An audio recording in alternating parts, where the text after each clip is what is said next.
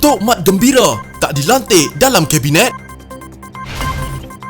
Papagomo dedah punca digantung 6 tahun. Ismail Sabri berjaya raih kerjasama pembangkang. Khairi dapat pujian daripada pembangkang.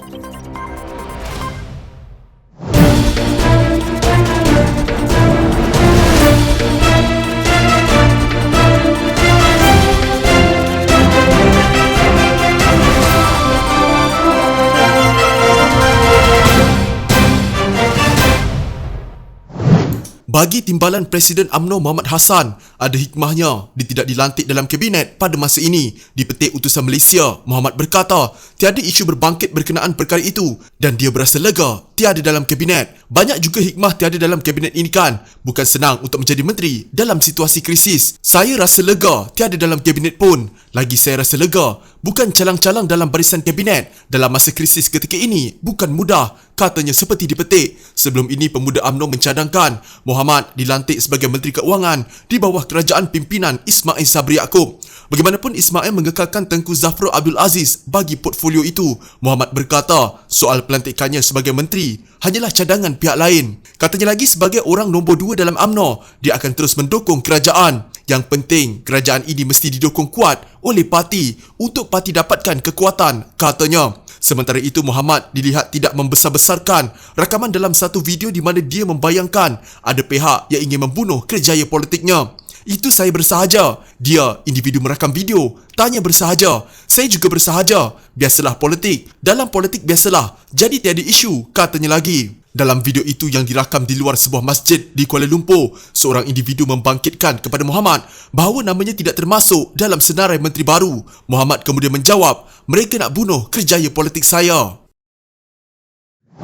Exco Pemuda UMNO Wan Muhammad Azri Wan Deris berkata dia digantung keahlian daripada UMNO kerana mengkritik tindakan Presiden parti itu, Ahmad Zaid Hamidi, yang didakwanya bermasalah dan membelakangkan parti. Wan Muhammad Azri atau lebih dikenali sebagai Papagomo berkata kritikan itu terutamanya berkaitan dakwaan bahawa Ahmad Zahid menyokong Presiden PKR Anwar Ibrahim untuk dilantik sebagai Perdana Menteri ke-9. Saya buat kritikan kepada Presiden saya yang mana saya melihat Presiden memang bermasalah dan menjejaskan parti, tapi akhirnya saya diambil tindakan. Jadi bagaimana dengan Presiden yang membelakangkan parti, membuat sokongan kepada Datuk Seri Anwar Ibrahim dan hantar sokongan kepada Istana Negara dengan rakaman telefon antara dia dan Anwar, katanya ketika dihubungi Portal Malaysia Kini. Papagomo berkata dia pernah diberi amaran oleh Ketua Pemuda UMNO Ashraf Wajdi sekiranya dia masih berkeras, parti akan mengambil tindakan terhadapnya. Dr. Ashraf minta saya sokong Presiden parti. Saya cakap, macam mana saya nak sokong kalau Presiden ada buat sokongan kepada Datuk Seri Anwar Ibrahim dengan membelakangkan parti? Kalau Presiden tak jujur pada parti, macam mana saya ni nak sokong Presiden? Dr. Ashraf tekan untuk minta sokong Zaid Hamidi. Katanya, Datuk Zahid berjiwa besar. Saya cakap, kalau Datuk Zahid berjiwa besar, dia perlu berundur. Sebab ini soal imej parti, bukan soal individu. Ini kepentingan parti dan rakyat. Dalam keadaan hari ini, UMNO terpalit dengan tindakan yang Presiden buat. Dan saya memaklumkan, saya tidak akan sokong benda yang salah, katanya. Jelas Papagomo, tindakannya itu juga berasaskan seruan yang dibuat Ashraf sebelum ini, yang mana Ketua Pemuda itu menuntut sayap pemuda menjadi parti dalam parti. Dr. Ashraf cakap pemuda kena jadi parti dalam parti, kemudian kena berani kritik pemimpin, yang mana kes skandal ini kena berundur. Jadi saya peganglah kenyataan Dr. Ashraf sewaktu Perhimpunan Agung UMNO 2018 lalu. Itu kenyataan yang dia buat sendiri dalam AGM UMNO, katanya. Namun menurutnya, perkara sebaliknya pula berlaku apabila dia digantung ekoran kritikan terhadap Zahid. Mengulas lanjut, Papagomo berkata, tindakan UMNO menggantung keahliannya tanpa memanggilnya untuk membela diri jelas menunjukkan parti itu memang mahu menggantungnya. Saya tak akan merayu walaupun ada yang suruh saya merayu. Sebab saya nak merayu macam mana? Saya dipanggil lembaga disiplin pun tidak untuk bela diri. Tahu-tahu saja keluar keputusan penggantungan keahlian. Ialah, ikut perlembagaan UMNO memanglah MKT putuskan. Tapi kalau pemimpin yang ada hari ini macam Presiden Dr. Zaid Hamidi dan Ketua Pemuda UMNO Ashraf Wajdi bela diri dulu, apalah maknanya? Kita bercakap soal rakyat, nak perjuangkan rakyat, tapi benda-benda parti ini tak panggil bela diri. Panggillah bela diri dulu, kemudian buatlah keputusan. Ini keputusan dibuat tanpa bela diri. Jadi tak perlulah untuk saya merayu sebab nampak sangatlah memang nak gantung saya, katanya. Terdahulu UMNO menggantung keahlian Papagomo selama 6 tahun selepas didapati melanggar perlembagaan parti bermula 27 Ogos lalu. Perkara ini dimaklumkan melalui sepucuk surat bertarikh 1 September dan ditandatangani Setiausaha Agung UMNO Ahmad Maslan.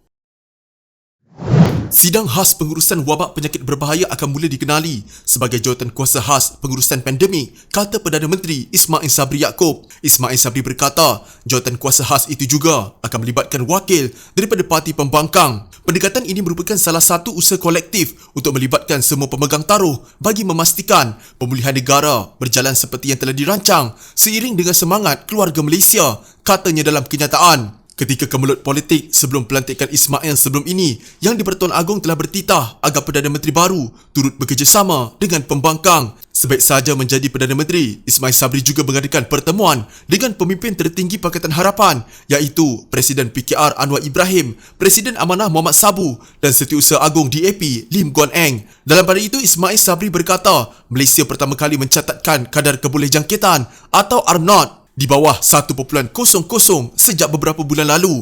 Katanya lagi purata kadar pencegahan setiap negeri dijangka mencapai 80% populasi dewasa menjelang akhir bulan ini dan 100% pada akhir Oktober ini. Rakyat dan seluruh keluarga Malaysia juga perlu bersedia untuk hidup bersama wabak penyakit berbahaya sebagai endemik selepas Oktober apabila suntikan vaksin dijangka selesai sepenuhnya. Justru Kementerian Kesihatan diminta untuk membentangkan strategi baru pandemik dan endemik yang bersesuaian selain daripada pematuhan prosedur operasi standard semata-mata, katanya lagi.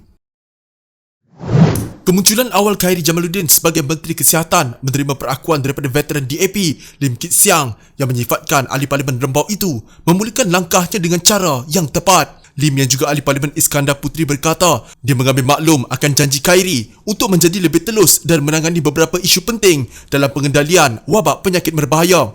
Khairy bermula dengan cara yang tepat sebagai seorang Menteri Kesihatan dengan berjanji untuk menjadi lebih telus, memberikan maklumat wabak penyakit berbahaya yang lebih terperinci kepada orang ramai dan memulakan inisiatif untuk meningkatkan operasi wabak penyakit berbahaya dengan memperuntukkan lebih banyak pencegahan, tenaga kerja dan peralatan perubatan ke Sabah, Johor, Kedah, Pulau Pinang dan Kelantan yang mencatatkan peningkatan mendadak kes wabak penyakit berbahaya, kata Lim dalam kenyataan. Bagaimanapun, kata Lim, ada satu perkara yang mendesak yang tidak disebut Khairy dalam sidang media pertamanya selaku Menteri yang bertanggungjawab di Kementerian Kesihatan Malaysia iaitu kadar kes baru dan kematian harian yang tinggi akibat wabak penyakit berbahaya. Masih belum ada tanda-tanda penurunan kadar pertambahan kes harian dan kematian sejak pengumuman Pelan Pemulihan Negara pada 15 Jun apabila negara mencatatkan 5,419 kes, 101 kematian akibat wabak penyakit berbahaya, 667,976 kes terkumpul dan 4,069 kematian terkumpul akibat wabak penyakit berbahaya. Ini bermakna sejak pengumuman PPN, kes wabak penyakit berbahaya meningkat 2.64 kali ganda dan kematian pula meningkat 4.2 kali ganda, kata Lim. Bagaimanapun, kata Lim juga, Khairy wajar diberikan masa sebelum prestasinya selaku Menteri Kesihatan dinilai. Memandangkan terdapat tempoh inkubasi 14 hari untuk wabak penyakit berbahaya, hanya adil untuk kita menunggu 14 hari sebelum menilai Khairy sebagai Menteri Kesihatan dengan dasar strategi dan pendekatan baru dalam memerangi wabak penyakit berbahaya. Adakah Malaysia akan berada dalam hala tuju penurunan kes dan kadar kematian akibat wabak penyakit berbahaya dalam penghujung bulan ini? Kita berikan Khairy 1 bulan sebagai Menteri Kesihatan baru, katanya. Sebaik menjadi Menteri Kesihatan, Khairy memegang teraju dalam misi perang melawan wabak penyakit berbahaya, termasuklah berkomunikasi dengan orang awam. Sebelum ini, komunikasi awam diserahkan kepada Ketua Pengarah Kesihatan, Dr. Nur Hisham Abdullah. Memandangkan Menteri Kesihatan terdahulu, Dr. Adham Baba, dilihat sering melakukan kesilapan yang mengundang reaksi negatif daripada orang awam.